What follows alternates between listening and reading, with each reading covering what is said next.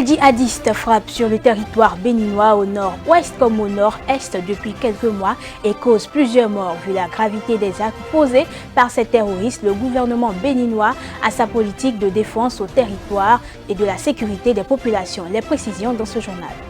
Plus de délivrance des cartes d'identité non biométriques au Bénin, une nouvelle carte biométrique qui regorge de plusieurs atouts dans les formalités administratives nationales et internationales la remplace.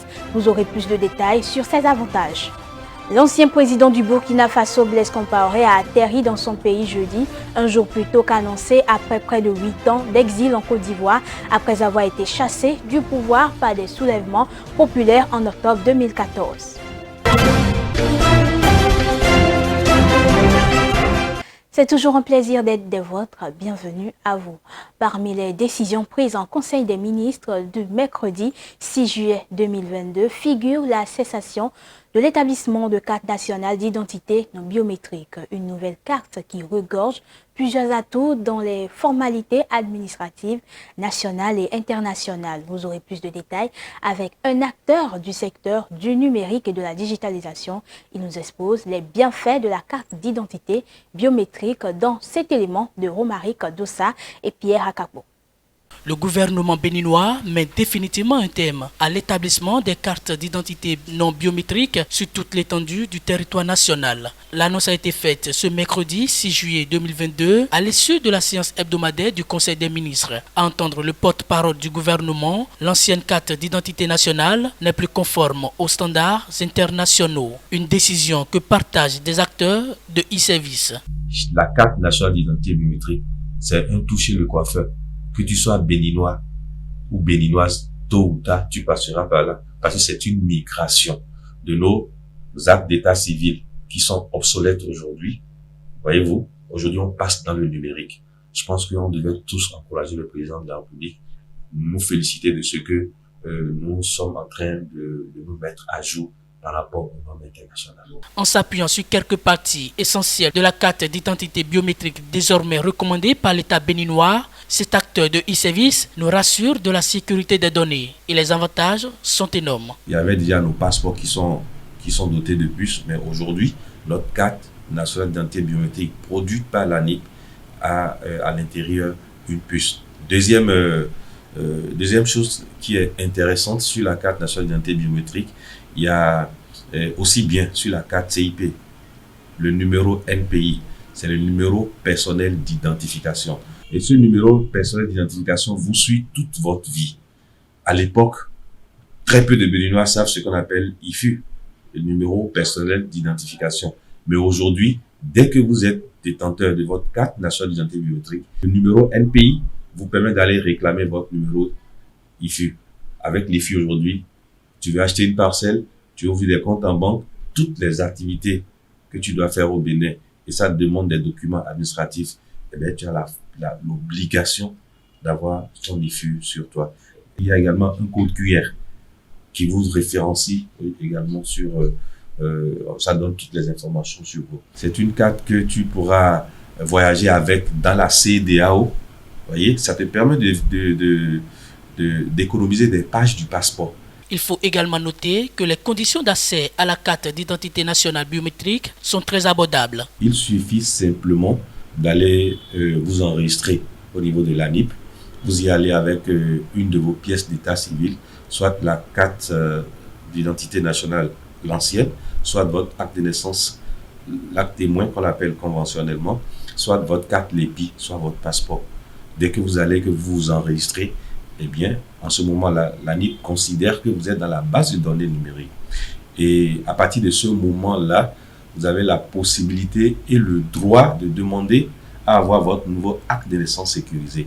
Cet acte de naissance sécurisé vous donne par la suite la possibilité d'avoir la carte CIP qu'on appelle conventionnellement le certificat d'identification personnelle. C'est vrai qu'elle n'a que valeur de 2 ans, mais ça vous permet aujourd'hui d'éviter de prendre encore les documents tels que les possessions d'État, les certificats de résidence, puisque sur la carte CIP, il y a déjà toute votre adresse qui est là-dessus.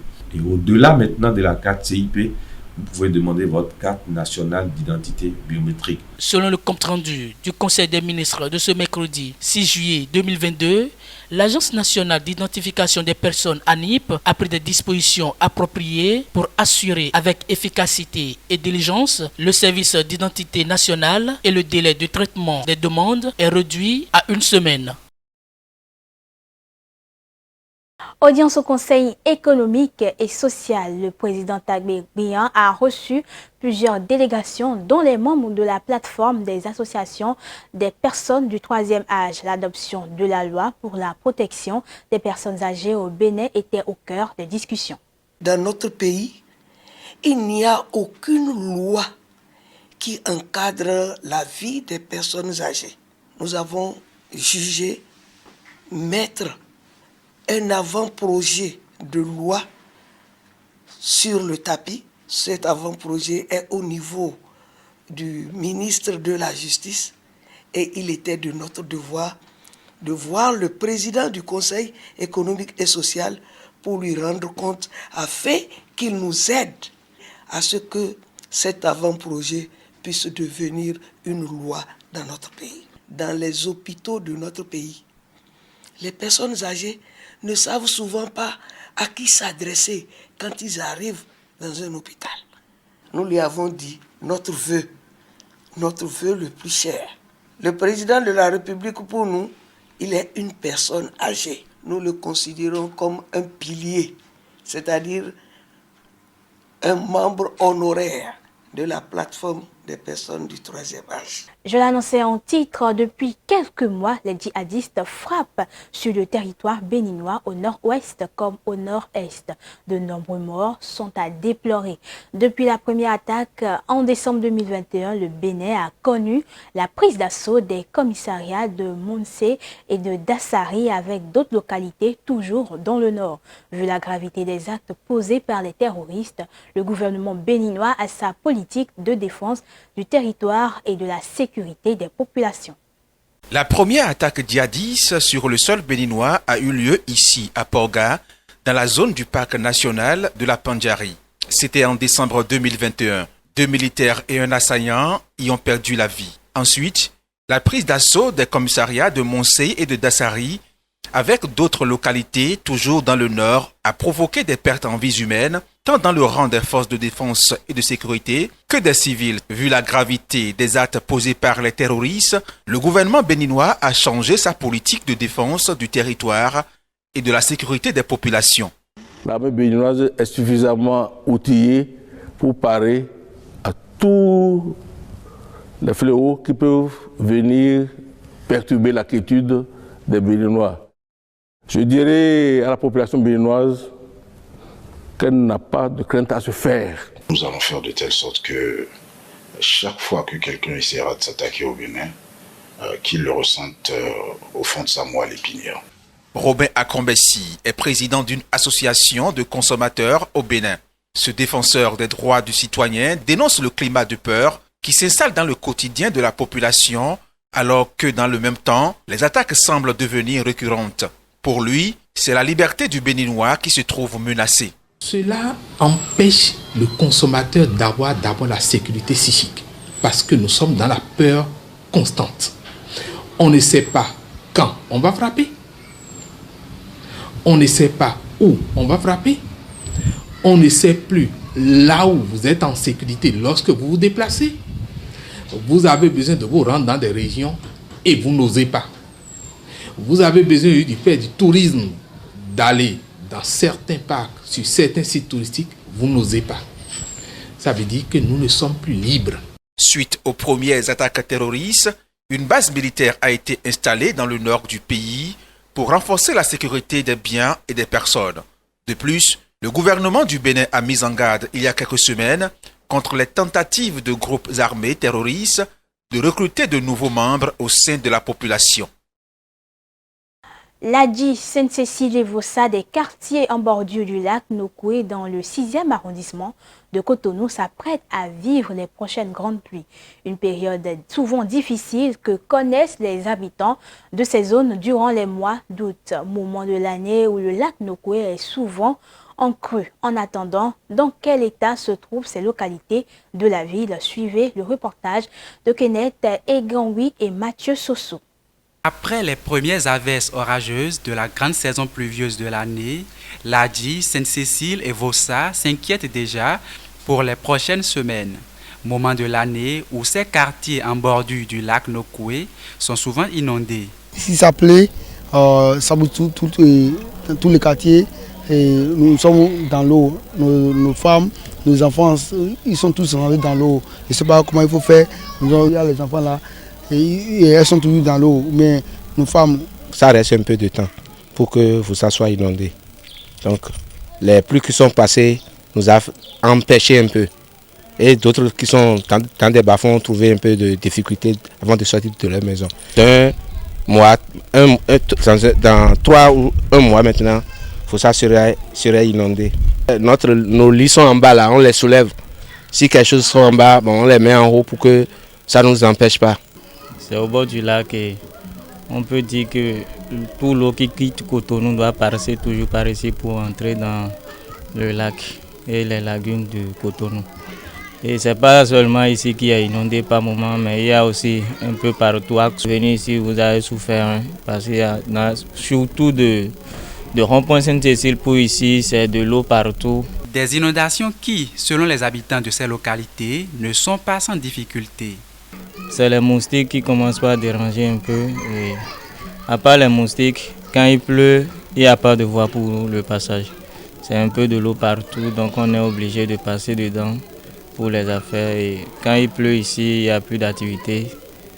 Toute la population, chacun reste chez soi. Et puis, c'est un peu ça les difficultés, surtout le paludisme à propos des reculs d'eau qui sont observés partout autour de la zone.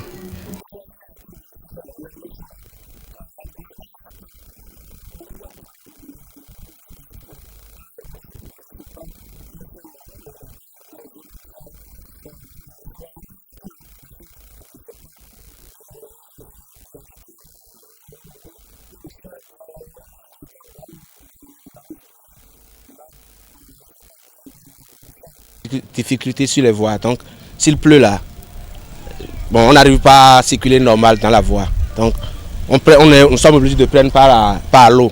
Donc, il y a les... Comment dirais-je?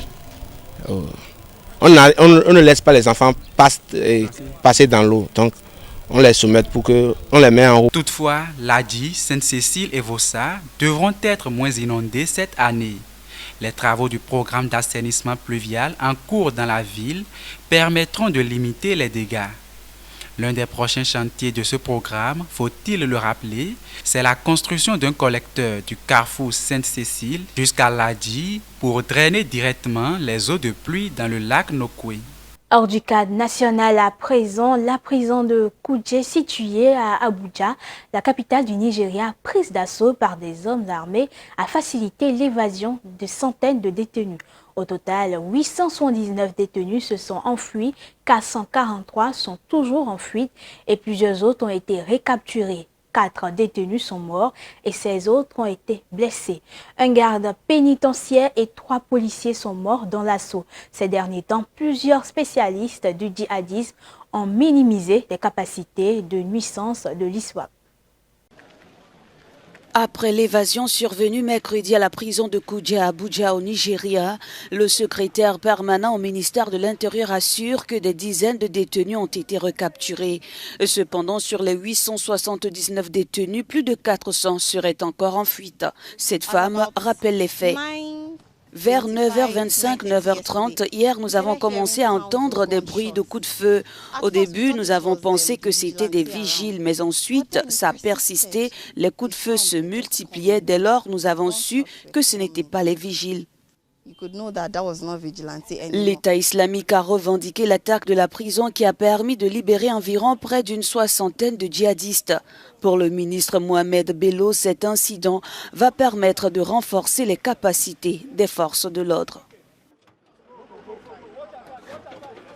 C'est un incident très triste et malheureux, mais avec chaque incident de cette nature, cela renforce tout le monde. Nous identifions les domaines qui doivent être renforcés et ensuite, collectivement, nous travaillerons ensemble. Ce raid met en lumière les problèmes de sécurité du Nigeria qui s'étendent dans les régions du Nord où sévissent des attaques terroristes des groupes armés. Mohamed Bello veut compter sur le soutien de la population. Je n'ai absolument aucun doute sur le fait que ceux qui se sont échappés seront retrouvés, car une fois que les communautés coopèrent au maximum, ils peuvent être rapidement identifiés. Les responsables de la prison tentent toujours de déterminer le nombre exact de détenus manquant à l'appel. Cependant, l'ancien haut responsable de la police, Abba Kyari, détenu au centre pénitentiaire de Kuje, est toujours en détention.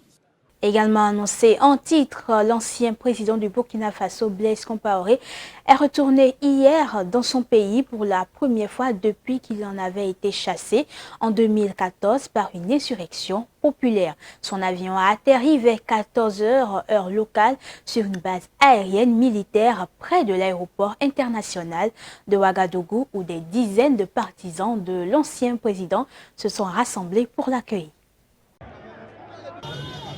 L'ancien président du Burkina Faso, Blaise Compaoré, a atterri à Ouagadougou ce jeudi, après près de 8 ans d'exil en Côte d'Ivoire. Alors que l'ex-chef d'État, condamné à la prison à vie par contumace, rentre au pays, les avocats de la famille de Thomas Sankara exigent qu'il soit traduit en justice conformément à la loi. Et il faisait l'objet d'un mandat d'arrêt qui n'a jamais été exécuté. Voilà pourquoi M. Blaise Compaoré a été condamné avec Tousma Yassine Kafando par contumace. La loi voudrait que le condamné par contumace, dès lors qu'il se présente, eh bien, il est déféré purement et simplement à la justice. Et c'est ce que nous, avocats des parties civiles, c'est-à-dire des 13 familles, demandons purement et simplement à la justice burkinabé, aux autorités judiciaires, de prendre leurs responsabilités.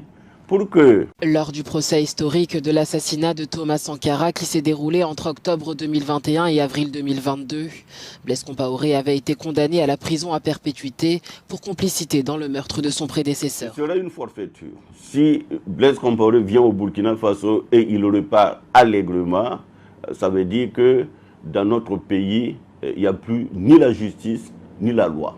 Ça veut dire que c'est une dictature, une forfaiture qui va s'imposer à notre peuple. Maintenant, la question c'est de savoir est-ce que le peuple burkinabé va accepter cela. Je crois que non.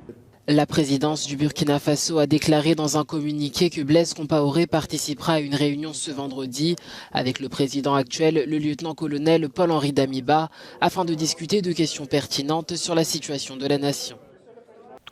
Alors que Kinshasa et Kigali étaient à couteau tiré, les présidents congolais Félix Tshisekedi et rwandais Paul Kagame ont entamé un processus de désescalade. Le président angolais João Lourenço, organisateur d'un sommet tripartite à Luanda, a annoncé le mercredi 6 juillet que les deux chefs d'État sont parvenus à un accord de cessez-le-feu, ce qui pourrait apaiser les tensions au nord Kivu, frappé par les violences du conflit entre les armées congolaises et les rebelles du M23. Un cessez-le-feu a été conclu entre le président congolais Félix Tshisekedi et son homologue rwandais Paul Kagame. Alors que les tensions s'intensifient entre les deux pays, les chefs d'État ont été reçus à Luanda, en Angola, pour un sommet destiné à apaiser le conflit qui oppose depuis des décennies la République démocratique du Congo au Rwanda. Mercredi, le médiateur angolais, le président João Lourenço, a annoncé l'accord d'un cessez-le-feu sans pour autant en évoquer les modalités. Une feuille de route censée atteindre cet objectif stipule une volonté de normalisation des relations diplomatiques entre Kinshasa et Kigali. Comme l'a dit le président Lourenço, il s'agit de rétablir la confiance entre nos deux pays et surtout nos deux peuples. Et c'est pourquoi je m'étais dit, je ferai tout ce qui est en mon pouvoir pour faire avancer la situation, sortir mes compatriotes de cet enfer qui dure déjà depuis une vingtaine d'années. Parmi les 6 points de la feuille de route pour la résolution des conflits dans la région figure la création d'un mécanisme de vérification des accusations mutuelles.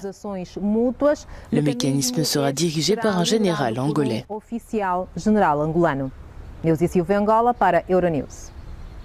En République démocratique du Congo, quelques 27 millions de personnes sont confrontées à des conditions de crise ou d'insécurité alimentaire d'urgence. La situation pourrait s'aggraver dans les mois à venir sans une assistance accrue. En mise en garde mercredi, l'Organisation des Nations Unies pour l'alimentation et l'agriculture et le programme alimentaire mondial. Ces chiffres sont un signal d'alarme pour plus d'action et pour faire des choses différemment. En République démocratique du Congo, au moins 27 millions de personnes sont confrontées à l'insécurité alimentaire selon les Nations Unies. Le rapport annuel sur l'état de la sécurité alimentaire et de la nutrition dans le monde, qui ne reflète pas encore les effets de la guerre en Ukraine, révèle la fragilité des systèmes agroalimentaires et les inégalités. Avec l'augmentation des prix, ces populations auront du mal à accéder à certains denrées alimentaires et ça va certainement accroître leur vulnérabilité.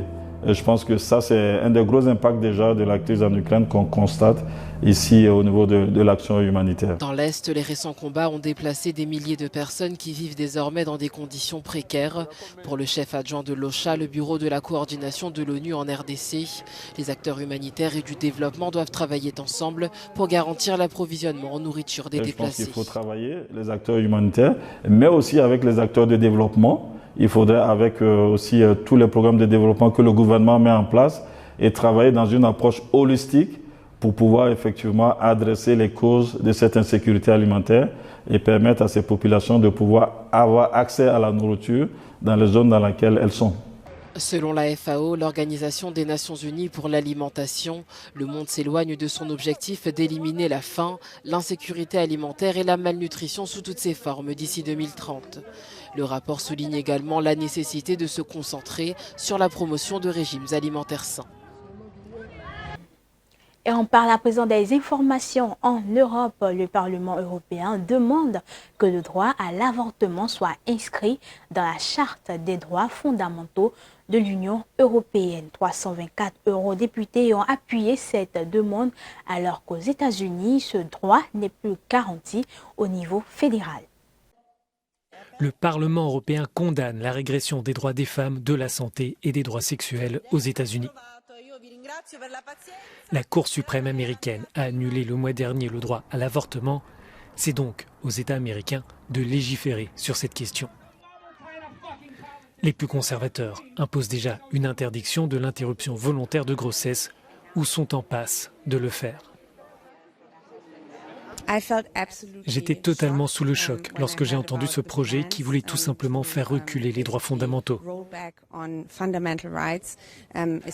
particulier en tant que femme, je veux défendre nos droits à disposer de nos corps et faire nos choix.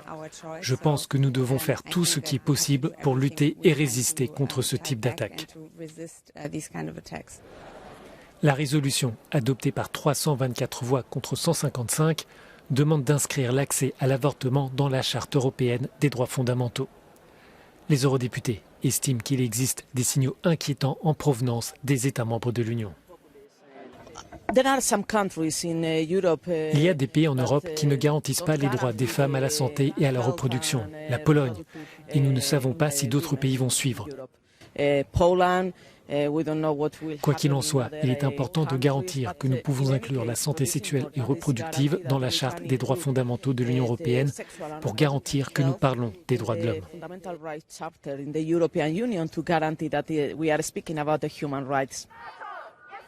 Malte est le seul pays membre de l'Union qui interdit l'avortement. La Pologne applique pour sa part des lois très restrictives. Les eurodéputés appellent les gouvernements à garantir l'accès à des services d'avortement légaux et sûrs, ainsi qu'à des services de soins prénataux et maternels. En Ukraine, les civils ont continué mercredi d'évacuer la ville bombardée de Sloviansk dans l'est de l'Ukraine. Prochain objectif et priorité des forces russes dans leur plan de conquête totale du bassin du Donbass après 4 mois et demi de conflit. tout quitter et partir pour tenter de rester en vie face à l'avancée des troupes russes dans la région de Donetsk. Ces habitants de Sloviansk s'y sont résolus ce mercredi, suivant les recommandations du gouverneur ukrainien de la région. Certains d'entre eux ont parfois tout perdu dans les intenses bombardements russes survenus ces derniers jours. Selon le maire de Sloviansk, près de 23 000 personnes restaient à être évacuées ce mercredi. La prise de cette ville, qui comptait 110 000 habitants avant la guerre, est devenue l'un des nouveaux objectifs de la Russie. Ces images montrant des soldats ukrainiens au combat dans la région de Donetsk dateraient de ce mardi. Elles ont été rendues publiques par le ministère ukrainien de la Défense. Ces images de frappes aériennes ont quant à elles été diffusées par le ministère russe de la Défense qui dit avoir tué une centaine de personnes qualifiées de nationalistes ukrainiens du côté de Kharkiv. Une information démentie par Kiev. Dans cette guerre, qui est aussi une guerre de communication, les images de propagande se multiplient des deux côtés. Ces images, fournies là encore par le ministère russe de la Défense, montrent un prêtre aspergeant d'eau bénite une voie ferrée ce mardi sans indication de lieu. Ici, dans la région de Kharkiv, région voisine de Donetsk, des soldats ukrainiens creusaient des tranchées ce mardi pour tenter de fortifier et de protéger les positions autour de la deuxième ville du pays. C'est tout pour le 13h d'aujourd'hui. Merci à vous de l'avoir suivi. Retrouvez-nous sur tous nos canaux digitaux, Facebook et YouTube. Bon après-midi à vous.